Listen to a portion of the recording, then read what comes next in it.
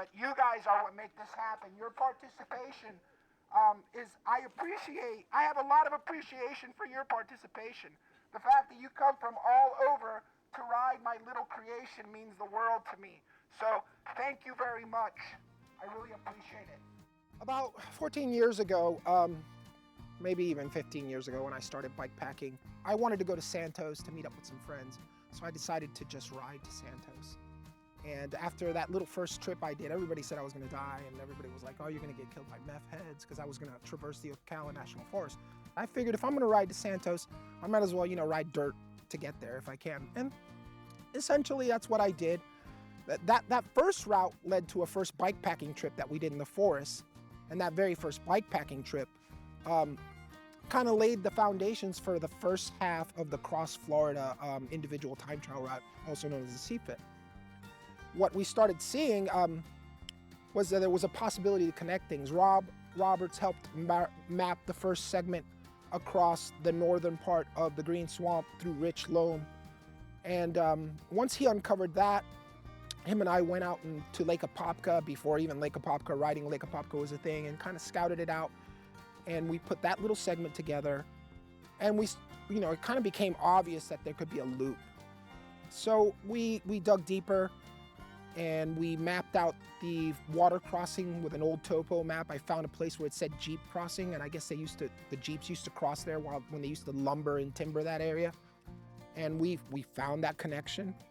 And from there, Rob added the challenge trail. So that feedback helped to flesh out the route to where I kind of got it at this point, where it's at.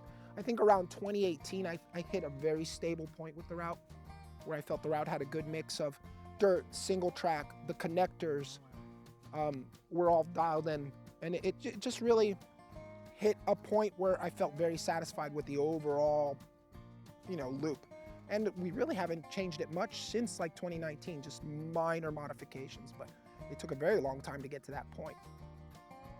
You take something like the Florida Divide. It is a 1,500-mile route that takes riders from Alabama to Key West. It's one of the routes that I've created. And the people who do that route and complete it will probably have about 6,000 feet of elevation change over 1,500 miles. In comparison, the HuRaCaN original route is 364 miles, and you'll have close to double the amount of elevation change in a third of the distance. So what do I want riders to know ahead of time is that it's way harder than you think it's going to be. You kind of forget, especially if you're fortunate enough to live in a place with a lot of hills or mountains, that when you come from places where it's hilly or mountainous, as hard as it is to go up a mountain, you spend half of your time coasting. That's not the case in Florida. You're gonna ride 364 miles, and you're probably gonna pedal almost every inch of that. And there are so many riders that are so strong, that come from so far away, that blow out their knees because they're pedaling twice as much as they're used to pedaling where they're from, and that's a big contrast. Aside from that, as easy and stress-free as logistics are in terms of getting food and water in Florida, there's also, it's still extremely wild. So, be cautious, be smart, make good choices, plan ahead, study the guide, study the information, email me, ask me questions, ask your buddies questions, join the group, ask them questions. Just get as much info as you can if you like info, so that you don't put yourself into a situation where you get lost or dehydrated or hypothermic, all of things that have happened to people who have been unexperienced.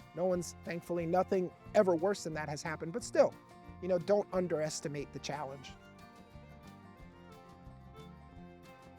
For me, a route provides riders with an opportunity to experience Florida in a completely different way than they maybe have ever considered.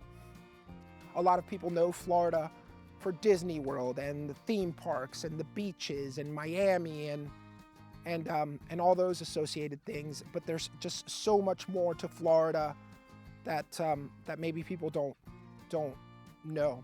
And really, what made me fall in love with riding in off-road routes in Florida was how away from Florida it made me feel. Like, it made me feel transported.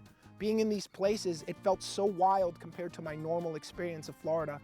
And really, when I started sharing these routes, is I wanted other people to experience that. I wanted them to come out and be like, oh my God, I feel like I'm in a completely different world. You know, I've been transported. You know, I rode 10 miles, but I traveled hundreds of miles in terms of how I experienced it.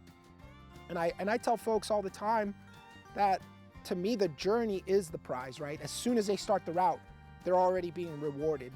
And really, that's what I'm hoping they'll get. I'm hoping they feel transported. I'm hoping they feel that sense of wilderness, the wildness of Florida. I'm hoping that the route teaches them a lesson. I feel like once a route is developed and it gets a name and it has so many years behind it, it kind of takes a life of its own.